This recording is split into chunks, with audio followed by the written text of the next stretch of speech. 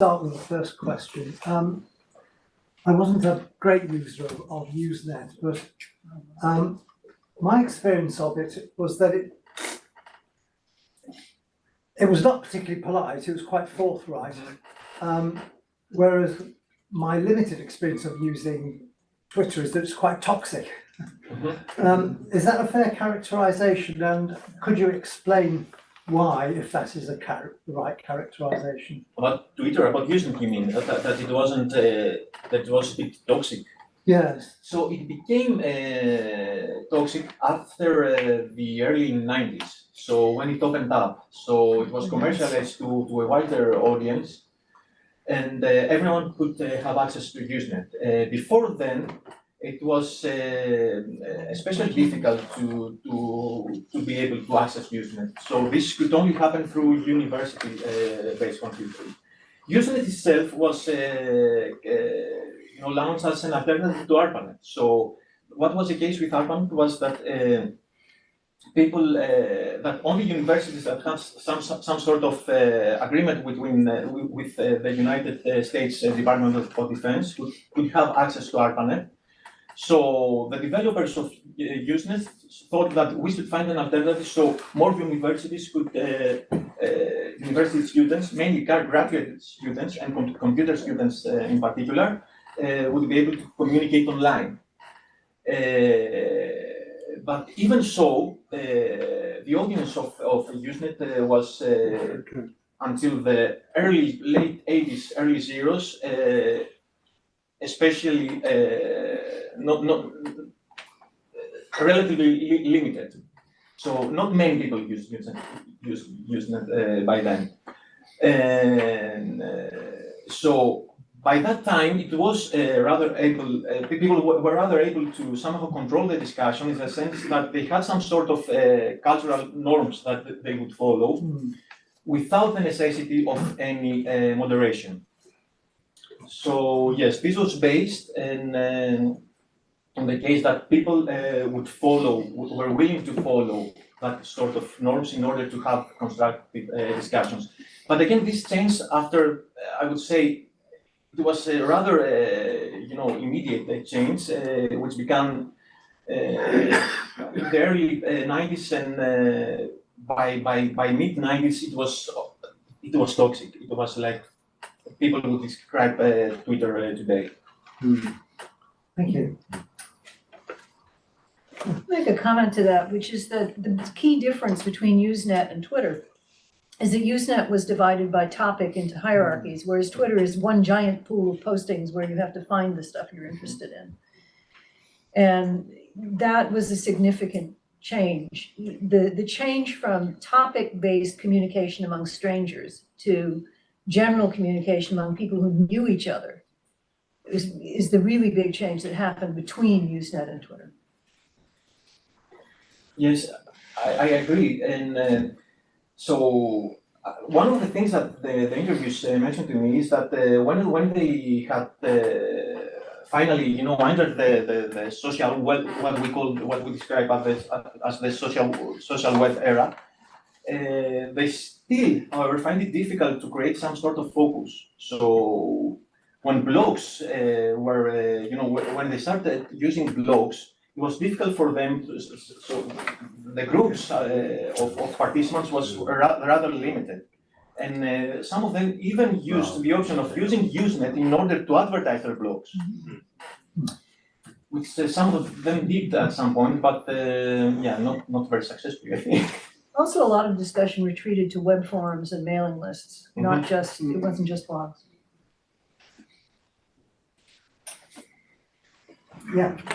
Comments for, it's a mutual kind of comment that encapsulates all speakers about expanding more on the role of culture. I think in George's case, I think interestingly in the last year, we've seen this sort of first attempt at migration from Twitter to Mastodon that failed completely, and now it's Blue Sky is the new thing where you need to know someone to hook you in, and I think the difference there is something that David Leon describes as surveillance culture, So the difference between Usenet and Twitter was that in Twitter you could get instant verification, snackable verification. You could get likes and people commenting and reposting, and Mastodon didn't offer that. It didn't offer what It's an is, not a was. it's yes. So that's absolutely correct, because Mastodon is I mean, it was for the academic I guess echo chamber belonging in. Anyway, and on the other hand, we've got the hacker culture in terms of Brian's talk. So Stephen Levy, hackers as heroes, and this idea that a hacker can be a positive thing that was then reappropriated by, say, police forces as the black hat hacker, the white hat hacker, the gray hat hacker. So these kind of terminologies emerging. And in Menatula's talk, I think we have to consider local cultures and how they respond to smart cities as a potential, say, for surveillance as well. There's a great paper from another one of our colleagues by Jose Gomez, who looked at Ecuador and the prospect of a smart city of the future and how it failed essentially because local citizens rejected it. So it's a matter of expectations and culture. Did you want to respond to that? Yes, a very quick response to one of the points Vasilis made. So, and the fact that it still is, Mastodon still exists. So I believe that, I mean, the word failed, it might be a bit, strong. Yeah. So, because it is in use less than 10 years ago, which is a small, period of time, I believe. Perhaps not that small within the history of online communication, but still within human history. Like one of the interviews, Ken told me it is a small period of time. So I believe that there might be some changes. I'm not very optimistic though, but we can hope. Yeah. Thanks. Yes, it was just in the red scarf. Yeah, I've got a quick question. I remember I was a user of Usenet back in the 80s, and it was predominantly populated by students, and it was pretty rude, but in a studenty way. And when it's, including a lot of ASCII porn and all sorts of crazy stuff, but it was pretty manageable. And what changed when AOL has opened a gateway, and a lot of extremely unpleasant Americans flown in, and it hasn't really recovered. So the thought I had at that time, was breaking my heart to lose my communities, but it was completely unacceptable to stay there. And the thought that I always had, because I taught the netiquette course in Siberia Cafe back in the 90s, that communities always try to raise the level of technical difficulties. So where the refugees from Usenet drifted off were places which were harder to be on, and therefore self-selected by people who were happy to accept certain community rules. Where the direction of travel was opposite, things were getting easier, i.e. Twitter. There was basically the American rudeness emerged, and things have gone down ever since. So do you think Mastodon is a direction of travel where we, obviously is slightly technically more demanding? So that's that sort of continuing escape to quality by making things a touch harder to access? Thank you. I take it you're not an American. Yeah, not Does anyone want to talk? Yeah. Sorry. Oh, okay. All right, sorry. One for Brian, really. I wondered if you could, sometimes the hacking attempt or disruptions from it can be entirely accidental. I wonder if you came across the wonderful case of the IBM Christmas card. No. This was it was created at the University of Florida by a student who was using the VM network to create a Christmas card that self-replicated when you put it into somebody's mailbox and sent itself to all the others in the mailbox. And it's socio-technical because it escaped, but then IBM did the one thing guaranteed to make a bad situation completely impossible. they sent by separate means messages to every IBM office globally saying, no account, open a Christmas card that comes in your mailbox. So IBMers en masse, assuming it was porn, rushed to their terminals and opened the Christmas card. There were trillions of Christmas cards circulating in global VM. They'd shut it for about 72 hours to flush the entire network out. One of the I came across is actually one of the hackers got into a computer used in cancer care at the Sloan Kettering Memorial Center. And one of the common responses at the time period was, well, they're just kids and they're helping expose security. So give them an account. And actually the administrator there gave the hacker an account, and the hacker's like, oh, I don't want to stay in the box, and kept on breaking out of it and messing things up. So it was there were a variety of responses to it. In that case, it was unintentional disruption that it wasn't malicious, but didn't quite know what he's doing. Oh, yes, just on, oh, yes. Thank you. My question is for Manatula. Can you hear me? I was particularly interested in what you said when you said about smart cities. Citizens tend to disappear. And you also said that what we need more of is co-production of data. And my question to you is about that co-production process. Because I think there are many studies that show that co-production can sound good, but in practice, the citizens who need to be involved in the co-production run out of money, time, resources. Sometimes they don't have the knowledge base.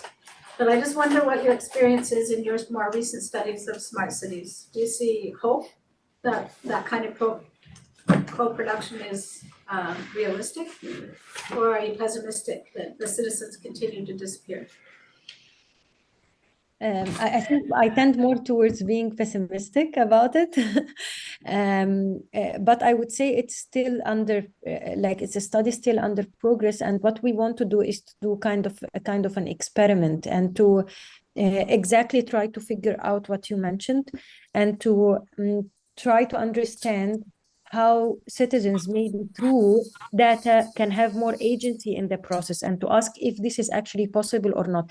Because I personally have the impression that actually by using more technological tools, sometimes it makes citizens disappear even more.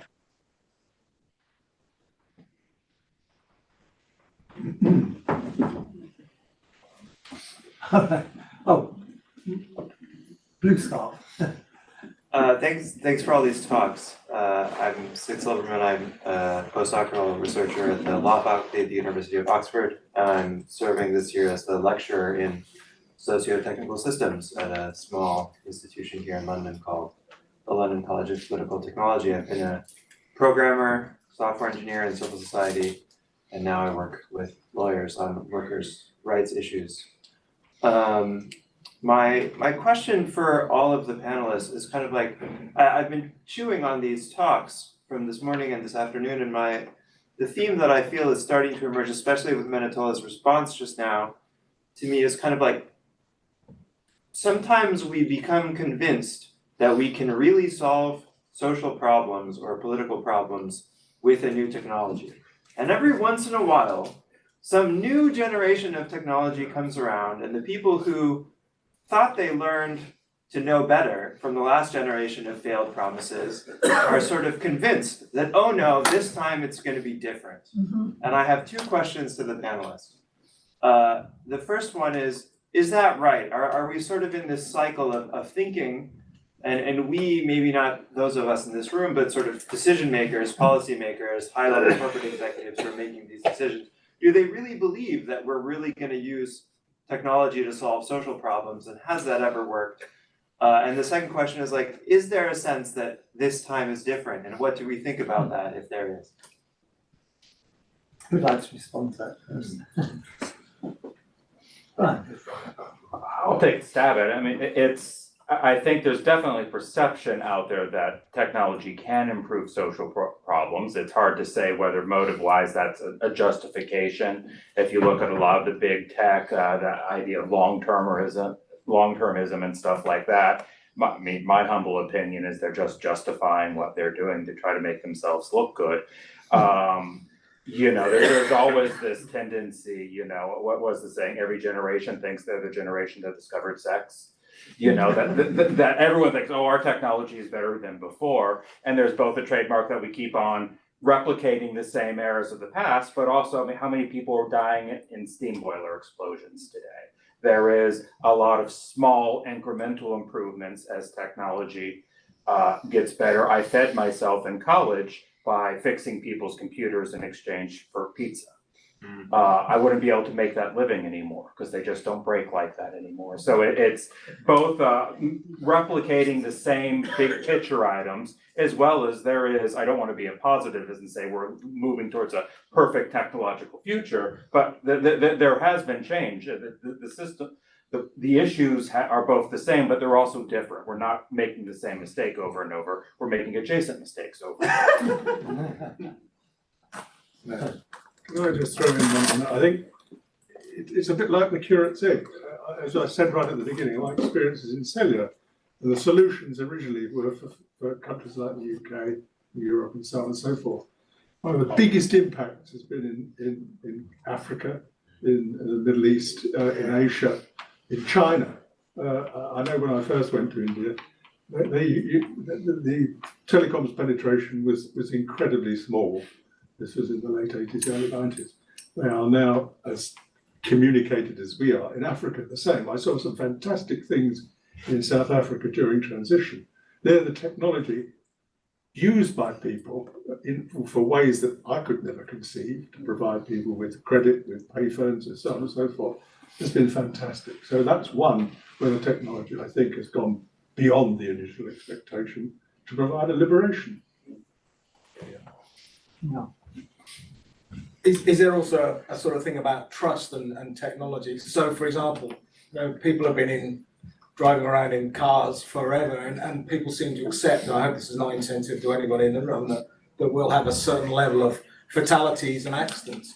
But you have one driverless car have an accident, and it's kind of splattered everywhere, like in no pun intended, rather crass one.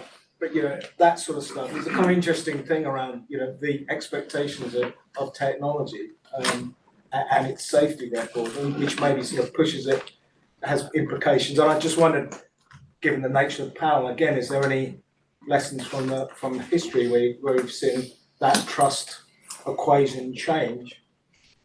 I mean, we're also kind of seeing it in Metatula's research around kind of cities, and that seems cultural around. Where does the citizenship stand up and say, look, I'm not going to be surveilled. This is just too much.